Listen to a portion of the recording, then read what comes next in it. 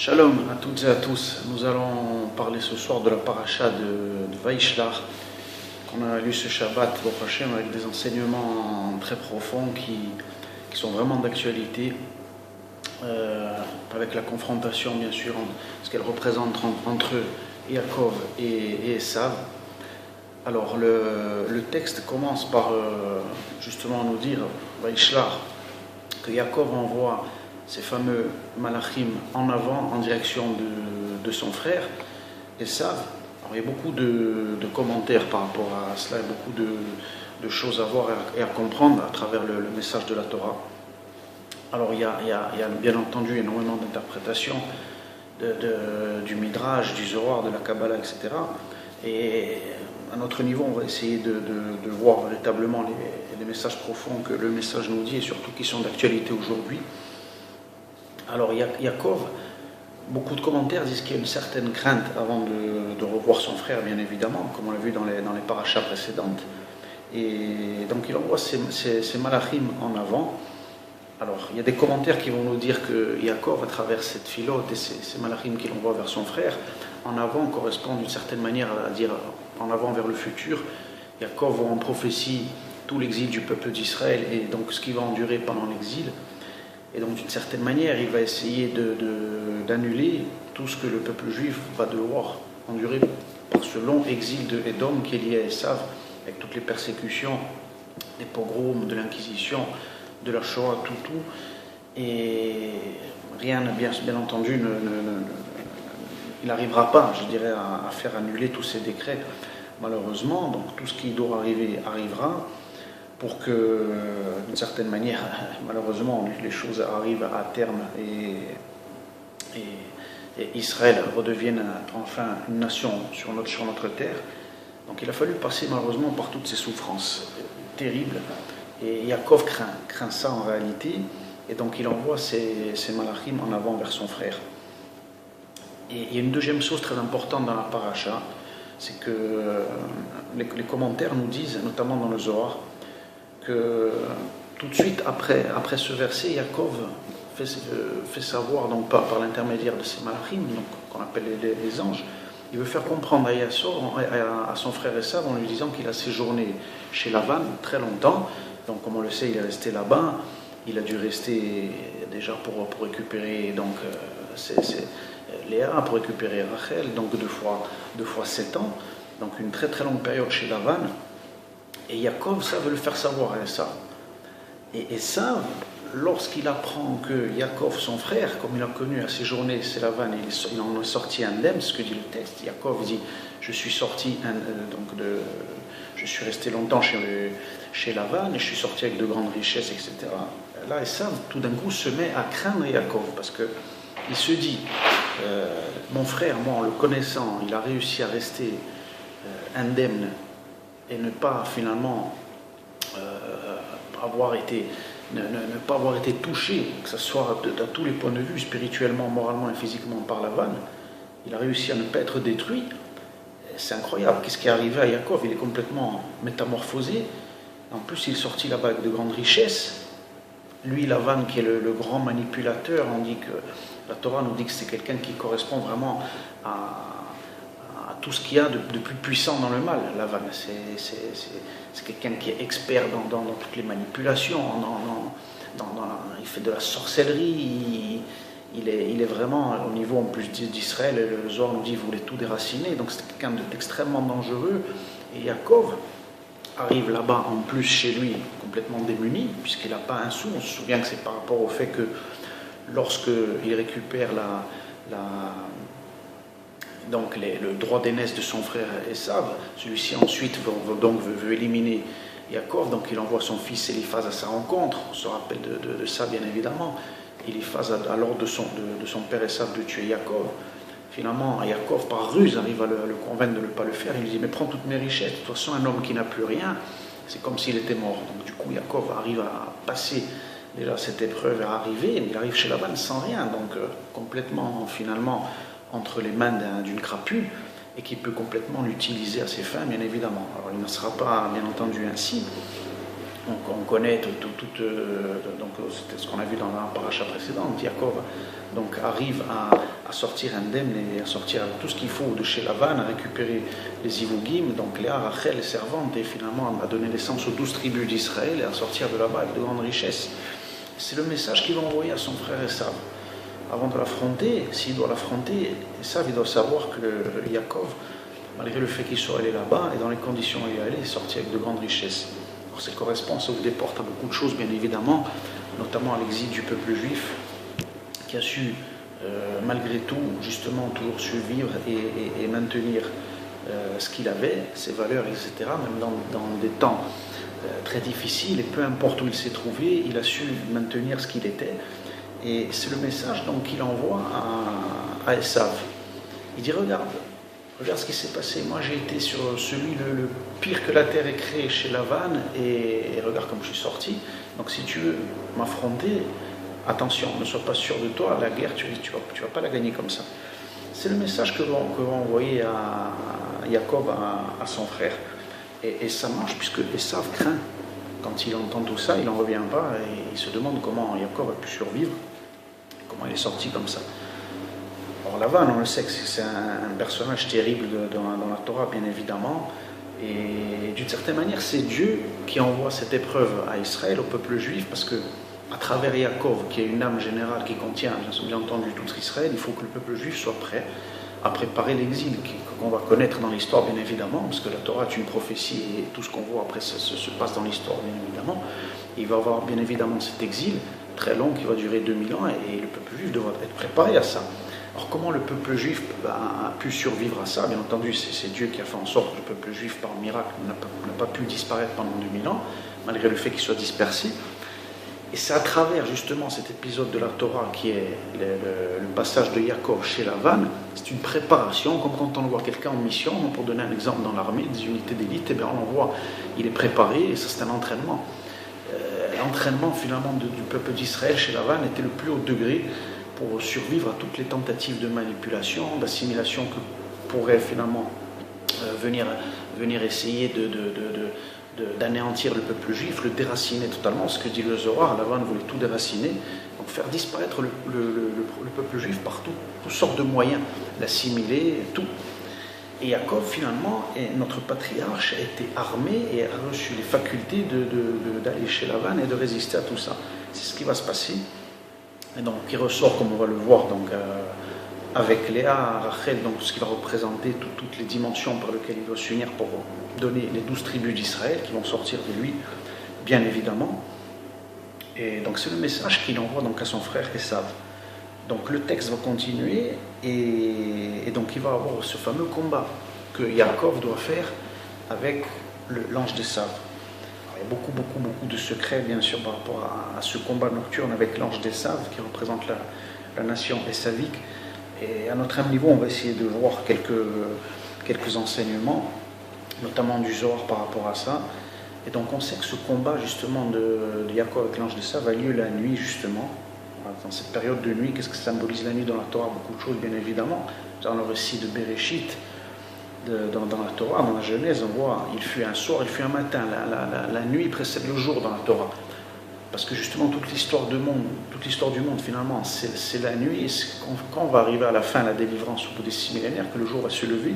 Donc cette notion de nuit correspond finalement à toute une étape qu'il faut arriver avant la délivrance finale.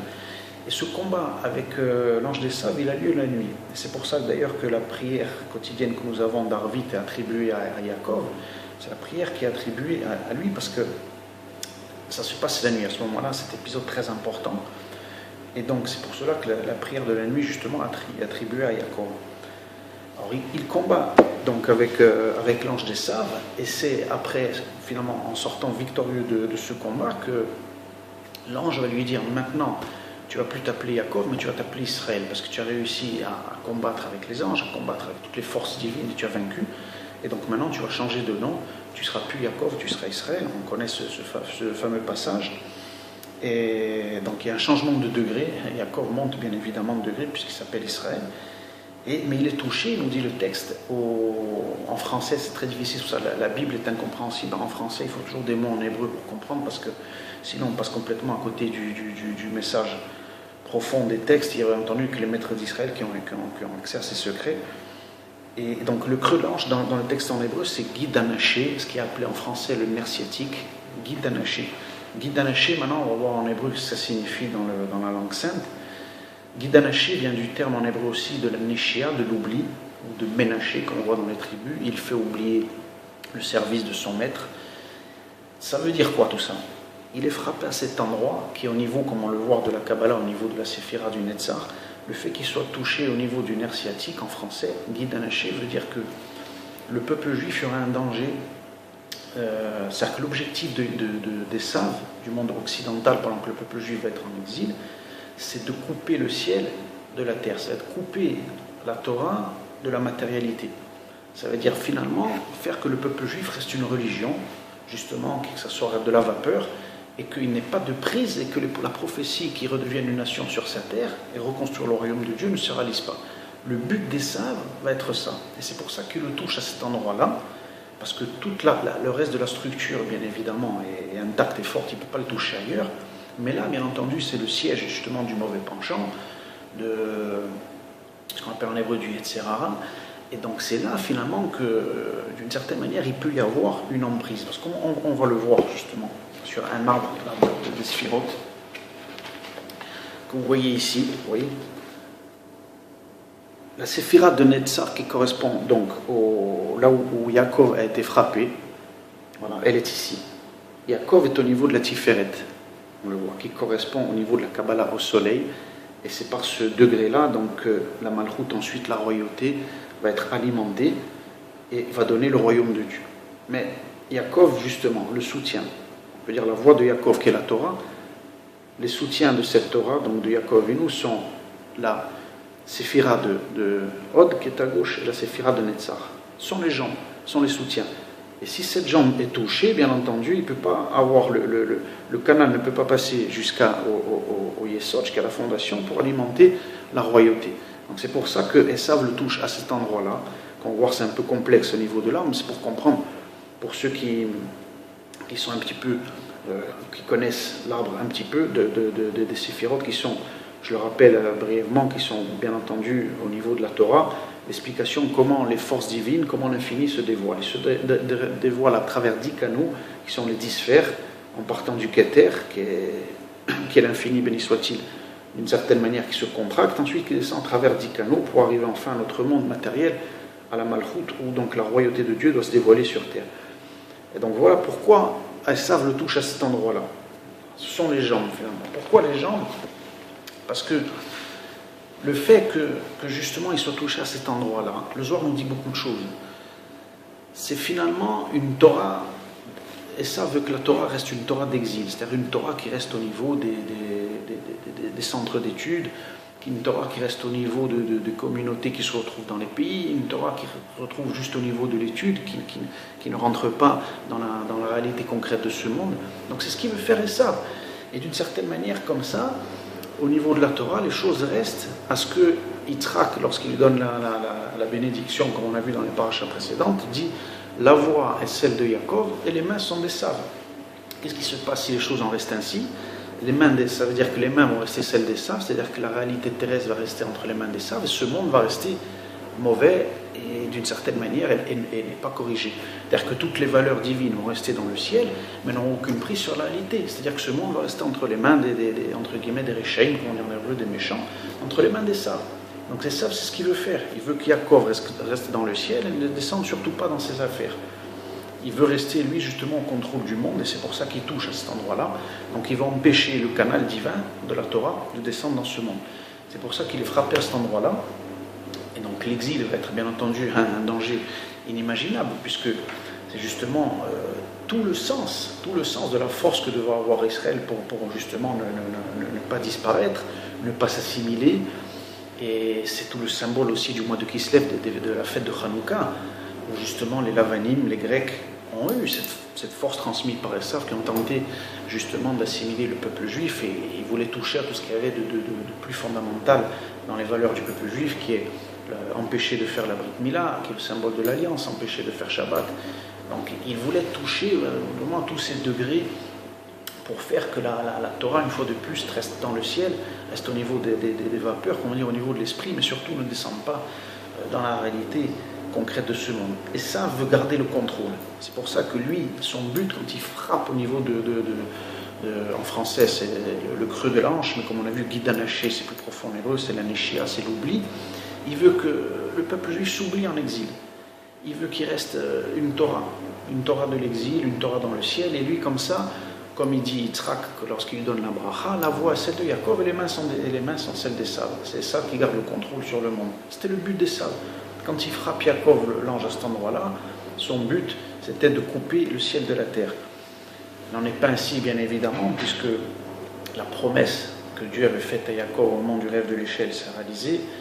Et malgré le fait que l'exil d'Esav, l'exil de Rome a été très très long, il a fini finalement aujourd'hui par se terminer. Les prophéties de la Bible se sont réalisées, nous sommes revenus sur notre terre, le peuple juif aujourd'hui une nation.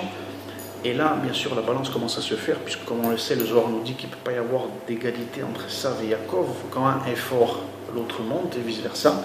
Et là, maintenant, on le voit de manière incroyable que depuis 70 ans que le peuple juif est revenu sur sa terre, il faut voir à quel point finalement le monde occidental est touché par un certain nombre de choses, et on voit les problèmes qu'il peut y avoir et la chute du monde occidental au niveau des valeurs, bien évidemment, même sur le plan économique, mais tout ça c'est fait que finalement, parce que justement le royaume de Dieu est en train de se reconstruire, et donc le faux, finalement celui qui essaie de prendre la place est en train de s'effondrer.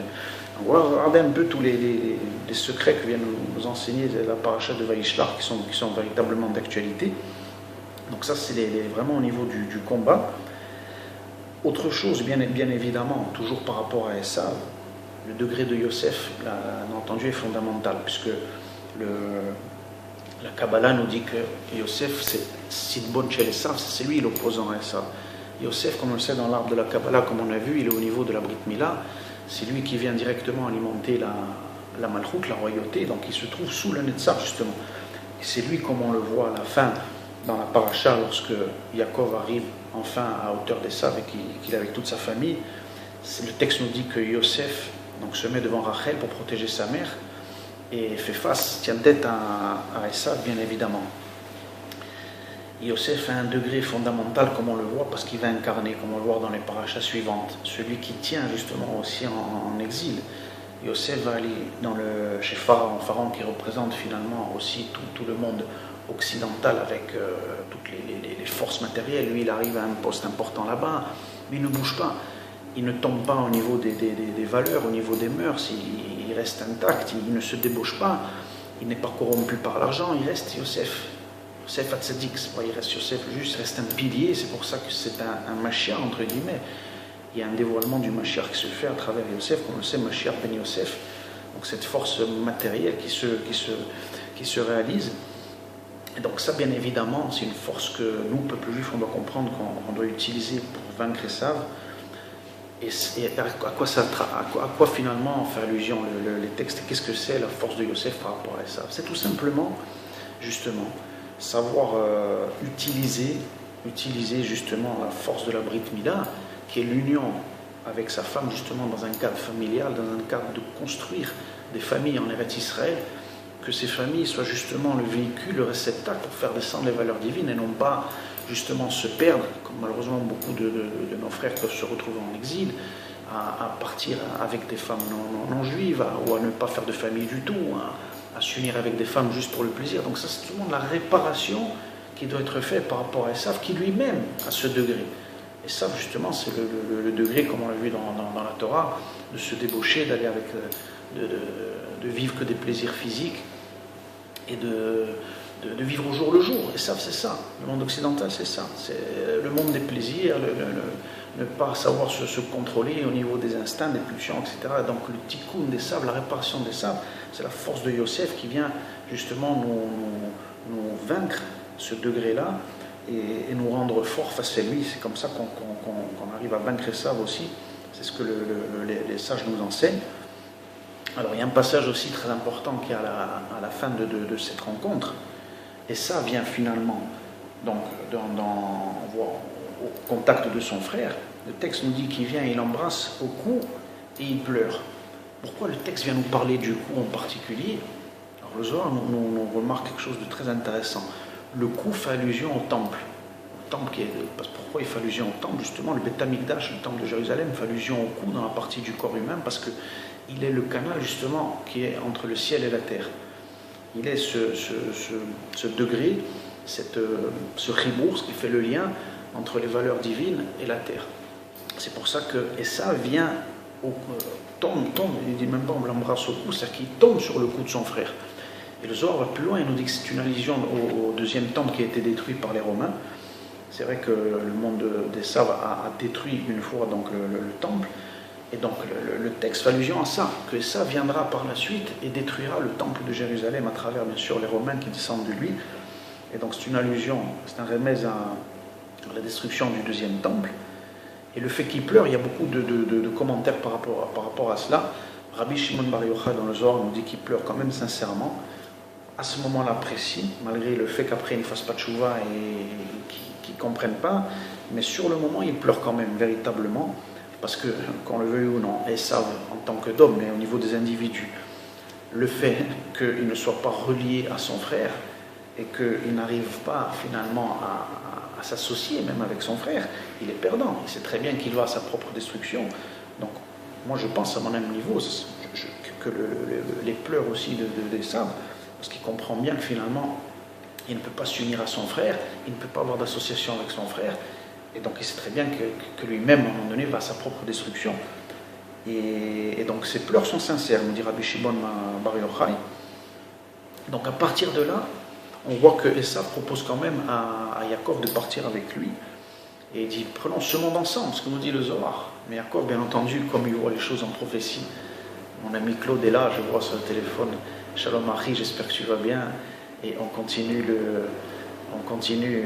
à notre humble niveau, voilà, de transmettre le Hémet, et que des bonnes choses pour toi et les tiens, mon frère. Et donc ils partent ensemble, et Esav propose à son frère de partir avec lui. Mais justement, Yaakov voit en prophétie que, bien évidemment, que son temps n'est pas encore venu. Yaakov n'est pas pressé, c'est pour ça qu'il dit Esav, parle en avant, moi après je te rejoindrai avec ma famille, mais ce qu'il ne fera pas, bien évidemment, chacun partira de son côté. Et parce que Yaakov sait que son temps n'est pas encore venu. Et ça, finalement, profitera du monde de manière éphémère, pendant le temps qu'il en profitera. Mais c'est à la fin du bal qu'on paie les musiciens, et à la fin de l'histoire, bien entendu, c'est le royaume de Dieu qui régnera sur terre, représenté par Yaakov et Israël, bien évidemment. Et Yaakov sait que son temps viendra, bien évidemment, Bezrat Hashem. Et donc voilà, à travers cette paracha, et notamment, avant de terminer aussi dans cette paracha, on a vu que l'épisode de Dina est très important aussi, qui est relié à cette notion-là, puisque elle aussi, qui a été violée donc par Shrem ben Hamor. On voit que Hamor en hébreu aussi, c'est la même racine que Homer, c'est la matérialité. Et donc, le degré de Shrem représente d'une certaine manière la matérialité, et ils veulent capturer la Dina, qui doit revenir bien évidemment par sa fille, comme le sait Yosef Hatzadik. Il doit avoir cette union qui va se faire ensuite par la fille de Pharaon, comme nous dit le Midrash, qui Yosef lui va réussir à la convertir et à récupérer cette force que Shrem avait voulu capturer. Encore une fois, une victoire finalement, entre guillemets, sur les forces de la matérialité, dans le mauvais sens, quand elle veut les récupérer dans le mauvais. Et donc ce degré-là est très important, puisqu'il est relié à Yosef aussi, à cette paracha. Et donc on voit que finalement Yosef est l'arme absolue par rapport à cela aussi, pour vaincre le degré des sages. Voilà, merci à toutes et à tous pour cette paracha, que Hachem nous aide véritablement aujourd'hui, comme la prophétie d'Ovadia, qui a un converti justement d'Esav, un prophète inimaginable, qui a dit que justement dans notre période, nous montrons sur le Har-Tzion juger la montagne d'Esav, et donc aujourd'hui nous sommes en capacité, nous le peuple juif sur notre terre, de le faire. Nous sommes capables de diffuser la Torah de la vérité, de faire effondrer le mensonge de Esav, qui a duré depuis 2000 ans. Aujourd'hui, le peuple juif peut montrer au monde entier la vérité et montrer aux individus qu'ils ont été détournés de leur source véritable par Esav, que la source des non-juifs ce n'est pas finalement Esav ou le Vatican, toutes ces fausses religions qui ont été créées, mais c'est bien Israël. Aujourd'hui, le peuple juif peut le prouver au monde et vaincre Esav et réaliser la prophétie d'Ovadia et juger enfin la montagne d'Esav. Bezrat Hashem, qu'on en soit tous dignes d'être sur leur Tzidon et de juger la montagne d'Esav. À toutes et à tous, à très très bientôt pour un autre résumé de la paracha. Des bonnes nouvelles. Toda Rabba.